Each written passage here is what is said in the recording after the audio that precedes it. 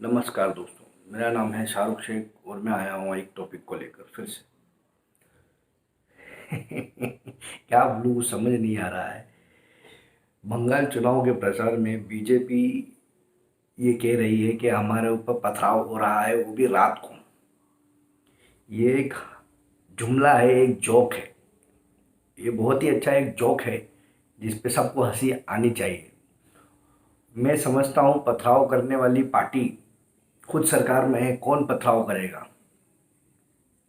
ममता सरकार पर यह आरोप लगाया जा रहा है कि ममता सरकार पथराव करवा रही है, बीजेपी सरकार के प्रचार अभियान में बाधा डाल रही है। बीजेपी का एक पैटर्न है, बीजेपी जब जहाँ भी चुनाव करने जाती है वहाँ पर पथरावबाजी करवाती है।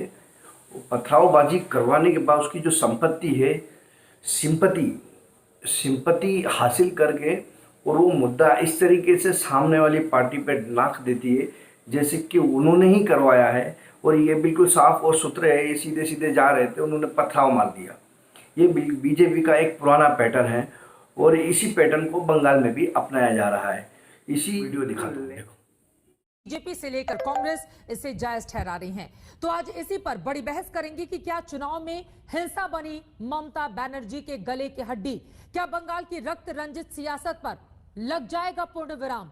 बंगाल में आखिर क्यों कराने पड़ रहे हैं 8 चरणों में चुनाव? इन सारे सवालों के साथ और भी सवालों की होगी तीखी बौछार, लेकिन सबसे पहले हमारी एक खास रिपोर्ट देखिए।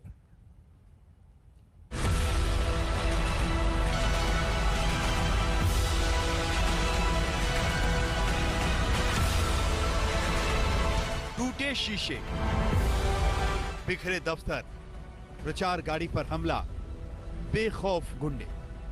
ये सीन है बीती रात का, जहां कोलकाता के काड़पारा गोदाम में बीजेपी की प्रचार गाड़ी को निशाना बनाया गया। ये चमचमाती हाईटेक गाड़ियां बीजेपी के लिए प्रचार शुरू करती उससे पहले ही इनकी रंगत बिगाड़ दी गई। यही वो व्हीकल्स हैं जिन पर कल रात को बीजेपी का कहना है कि वहां पे पथराव हुआ है, तोड़फोड़ की गई है, एलईडी स्क्रीन तोड़े गए हैं, जो विंड स्क्रीन है उसको भी तोड़ा गया है। ठीक, क्या हुआ था बताइए। दादा जो हुआ तो आप लोग देखा है, लेकिन इतना बुरा हुआ। देखिए वहाँ जो मीडिया ये है, मतलब जो हमने शीशा है, उसका बाद मेटल है, उसको भी कैसे तोड़ा हुआ एक बार हम बोलूँ, आप जाके देख लीजिए सर, कैसे देखिए। चलिए हम लोग रथ के अंदर आ गए हैं। ये वो रथ देख सकते हैं बनाया गया है और यहाँ पे यहाँ के जो बीजेपी के कार्यकर्ता हैं जो रात में थे, वो लोग ये दिखा रहे हैं कि रथ के अंदर भी किस तरह से तोड़फोड़ की गई है। बंगाल में चुनाव की तारीख के ऐलान के अभी 8 घंटे भी नहीं बीते थे कि दहशत के बादल फिर से मंडराने लगे। उत्तर 24 परगना में भी बीजेपी दफ्तर को निशाना बनाया गया। बीजेपी ने इसके लिए सीधे सीधे टीएमसी को जिम्मेदार ठहराया। उसको पता है कि बंगाल का जो जनता है अभी मोदी जी को ले आने के लिए पूरा कोशिश करेंगे और बंगाल का जनता अभी भारतीय जनता पार्टी सरकार को चाहेंगे और मोदी जी का नेतृत्व में ये हो रहा है। इसलिए उसका जनता के ऊपर उनका विश्वास नहीं है, इसलिए तोड़फोड़ करके डरा के ये सब करने का चेष्टा कर रहा है, लेकिन ये सब कुछ भी नहीं होगा। जितना उन्होंने तोड़ेगा उतना भारतीय जनता पार्टी आगे बढ़ेगा। हालांकि टीएमसी की डिक्शनरी में इस हिंसा की परिभाषा में ये फैक्टर सिर चढ़कर बोल रहा है। यही वजह है कि चुनाव आयोग ने 8 चरणों में चुनाव कराने का फैसला लिया, लेकिन ममता को इसमें सियासी बू नजर आ रही है। আমি সর্বভারতীয় ইলেকশন কমিশনকে আমার অনেক অনেক অভিনন্দন, ধন্যবাদ এবং মোবারকবাদ জানাচ্ছি, বাধাই জানাচ্ছি যে তারা 5টা রাজ্যের ইলেকশন অ্যানাউন্স করেছে। বাংলায় 294টা সিট, 8টা ফেজে ইলেকশন কেন? কাকে সুবিধা করে দেওয়ার জন্য? একটু তো রেশনাল থাকবে election commission. We want election commission will have a highest regards. Now, like election commission, the important body, if they don't give justice to the state and the people, then where the people will go? ये ममता बनर्जी ही थी जो left के शासन में हिंसा को देखते हुए 1996 से 2011 के दौरान कई चरणों में चुनाव कराने के पक्ष में थी और इसकी मांग करती रही। 2011 में भी जब ममता ने ऐतिहासिक जीत दर्ज की थी, तब भी बंगाल में 6 चरणों में चुनाव हुआ था। अब ममता के सुर बदले तो बीजेपी ने जोरदार पलटवार किया। बंगाल की रक्त रंजित सियासत को देखते हुए कैलाश विजयवर्गीय 8 चरण में चुनाव कराने को जायज ठहरा रहे हैं। देखिए, ममता जी का दोहरा चरित्र से दिखाई देता है। जब सीपीएम की सरकार थी और यहाँ पर विधानसभा चुनाव होने थे, तब उन्होंने चुनाव आयोग से कहा था कि सेंट्रल फोर्स चाहिए। मैं चुनाव आयोग को धन्यवाद देना चाहता हूँ कि चुनाव आयोग से हमने निवेदन किया था कि पश्चिमी बंगाल के अंदर निर्भीकता से लोग वोट डाल सके, ऐसा वातावरण बनाए। उसकी शुरुआत हो गई है। हैरान करने वाली बात यह है कि लेफ्ट के साथ मिलकर कांग्रेस बंगाल में ताल ठोक रही है, लेकिन तर्क अलग अलग है। पहला सवाल, इतना हड़बड़ी क्यों? पूरा मई महीना पड़ा हुआ था बंगाल के चुनाव संपूर्ण करने के लिए।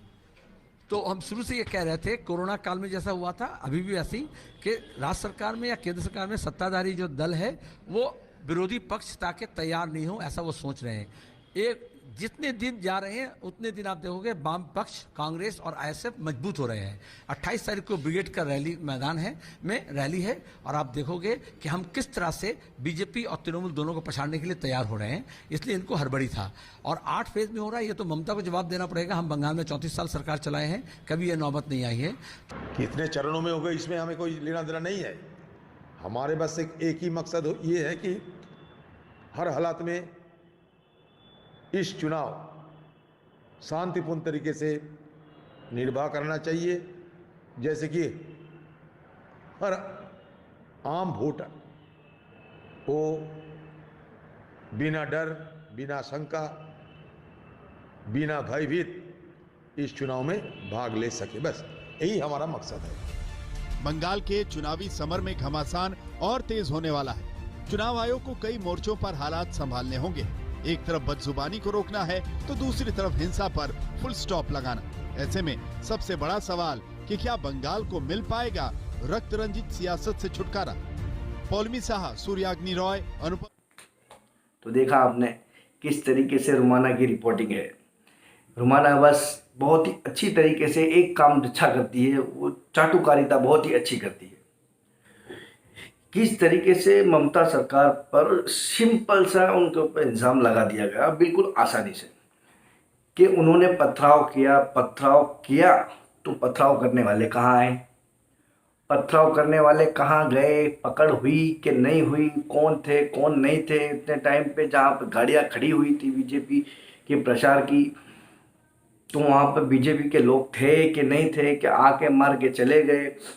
ये सब सामने आना चाहिए ना। सिर्फ बयानबाजी, सब एक तरफा बयानबाजी और बताया गया, बस ममता सरकार ने करवाया है। तो आप ज़्यादा समझदार हैं, पब्लिक ज़्यादा समझदार है, और हमारी भारत की, इंडिया की सरकार, जनता बहुत ही ज़्यादा समझदार है। उन्हें उल्लू समझना सरकार की बेवकूफ़ी है। इसका अंजाम वो भुगतेगी, आज नहीं तो कल।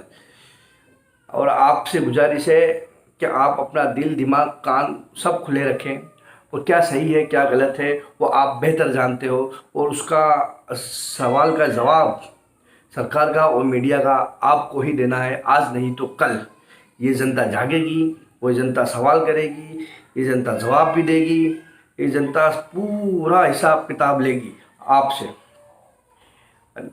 और आपके क्या विचार है, जो भी है कमेंट करें, लाइक करें, शेयर करें, फेसबुक, ट्विटर और इंस्टाग्राम पर फॉलो करें। नमस्कार।